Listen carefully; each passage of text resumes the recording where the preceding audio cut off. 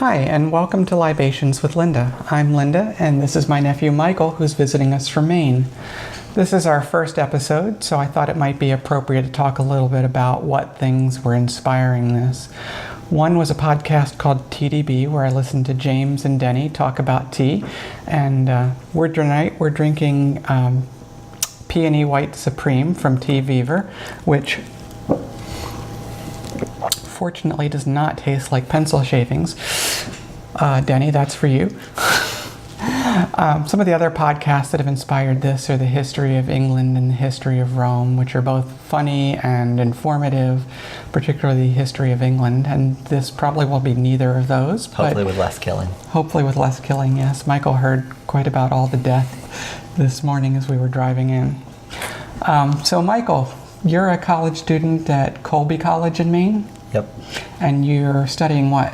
Computer science and biology. Computer science and biology. So it sounds like Michael's going to be building the Terminator for us, or some other kind of hybrid biological, technological creation that takes over the world and destroys humanity. So when it happens, here's the guy you blame. Hopefully it at least makes me some money first. Well, that would be nice. So we're going to talk today about a subject which has actually affected both of our lives, which is that of coming out. I came out quite a while before Michael did, and my question for today is, which of us was it easier for? Was it easier now that society has kind of softened its views toward gay people, or has there not been any change? And so by looking at our experiences, maybe we can, at least for the two of us, see if that holds too. Obviously, you can't generalize from two people to the rest of the world, but we can enjoy some tea and have a little discussion and see what happens. So my first question is, how old were you when you came out? Oh, you're making me think. I must have been... Well, let's see, I can figure this out. I was a sophomore in high school. So that would have made me 15 or 16 years old. Okay, so 4 or 5 years ago. Yeah. Okay. Now I came out older than that. It took me probably 6 or more years to figure that out. So that's a difference between us. I probably knew before then, but I wasn't willing to say anything. So what prompted your decision to come out? And who did you come out to first? Was it friends or was it your parents? It was actually one of my close friends that I came out to first. And that was when you were 15 or 16? Yeah. It was only a few months before I told my parents. So what prompted telling this friend? It was just something I figured out for myself, and so then I wanted to tell someone and see how it went. So it was a case of, oh, the light bulb has gone off, let me share this information? Right. Okay. So how did your friend react? Very supportive. Okay. And when you said there were a few months that went by before you spoke to your parents, Yeah. What prompted telling them? It wasn't any really one thing that prompted telling them. It was kind of just... I had told a few people at that point, and so I didn't want someone to accidentally tell them and then have it come from someone else and not me. Fair enough. Okay. So I was probably in my late 20s before I told my parents. So that's a big difference. So how did your parents react? They pretty much said that they'd known since about when I was 5, I think was the age they gave. Okay. And that was a surprise to you that they already knew? Yeah, I mean, kind of, I guess. I don't know. It wasn't that surprising looking back on it that they figured it out before I did. But at that moment, it was like, how did you know when I didn't know? Yeah. So after you told a few friends and then finally your parents, what happened after that? Nothing? Or did people just continue to find out? I mean, people just continued to find out. It wasn't like, It wasn't like I was going around shouting it out to everyone who wanted to hear, because it was like the town I grew up in. It was all of 700 people, more trees than people. So it's had its moments where it was pretty backwards, but I was actually pleasantly surprised by how accepting people were for the location where it happened. So you were expecting, given the area that you grew up, that there was going to be more lack of acceptance? Yeah. And that didn't turn out to be the case? No. That's pretty cool. I don't think that would have happened 30 years ago. Probably not. So, when it came to going to school events or anything like that, did you go to your prom? I went 1 year. After you came out, or before? Yeah, after. And I just went with friends. I didn't go okay, with so everyone. just as a group? Yeah. Okay. Which is better than me, who did not even go to mine.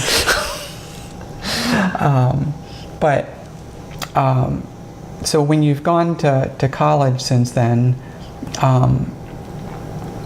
you've obviously been out Right. there, and has college life been as accepting as high school life was? Yep. It's a pretty forward-moving, very liberal school. So I haven't seen, nothing has happened to me that's been, there isn't anything that's been happened to me, but I have heard of other people that have had incidences on campus.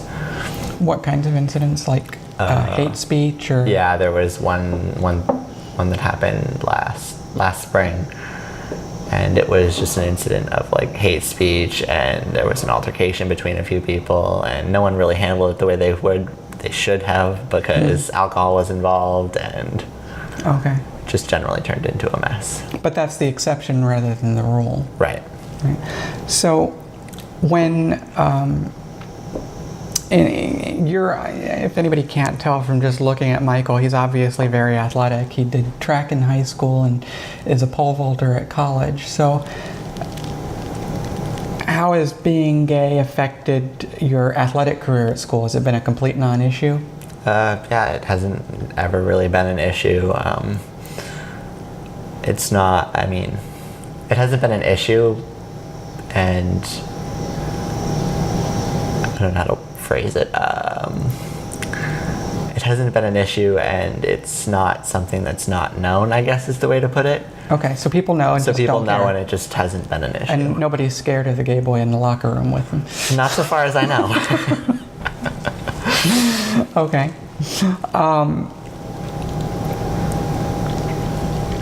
When you then go to social events or things like that, obviously school keeps you pretty busy. Yeah. But are the social events on campus kind of mixed in terms of they're gay friendly and people come with their dates, or? Yeah. That's pretty cool. That's certainly something that didn't happen 30 years ago. There are plenty of cases of people going with their dates. I have had friends that have done that, and there are also parties that have been like, events that have been like directed towards LGBT people who are, and then it's like, if anyone else wants to go there, come. I've had friends come with me, and so it's just very accepting from what I've That's seen. pretty awesome. So, is there an experience that stands out as like the worst experience you've had about coming out or being out to people? Or has it all been smooth? I honestly can't think of anything that's That's a good thing. been exceedingly negative. Yeah, that's a good thing. And that's, I think, it's not like that everywhere, and it's not like that Right. from everyone. But the fact that that's possible today is a huge improvement. And the fact that people can be who they are and not have to worry about that in college is a vast improvement over how things used to be. And to be fair, the trail that I followed was blazed by a lot of other people who had to worry about things like being fired. And while that can still happen, even here in Virginia, you can be fired for being gay. It's a lot less common than it used to be. I actually think in Maine you're protected against that. Yeah. I think Maine is one of the few states that does. Yeah, there aren't a whole lot of states that do that, but in Virginia they certainly don't. We have a legislature that prides itself on staying firmly in the last century, actually the last 2 centuries. So, what's your take on the tea? I've been pumping tea into you all week, and those are mostly oolongs, and this is a white tea, so a little bit different. So what's your take on that? I think this is the one that I've enjoyed the most. It's sweeter than the other ones, I think. How would you describe this flavor? Putting him on the spot.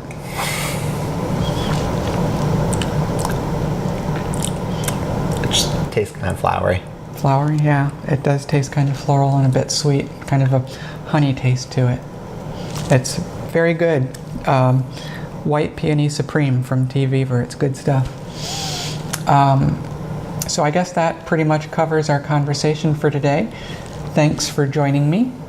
And anything else you want to add before we say goodbye to these people? I think that's it. All right. Thanks everybody for joining us.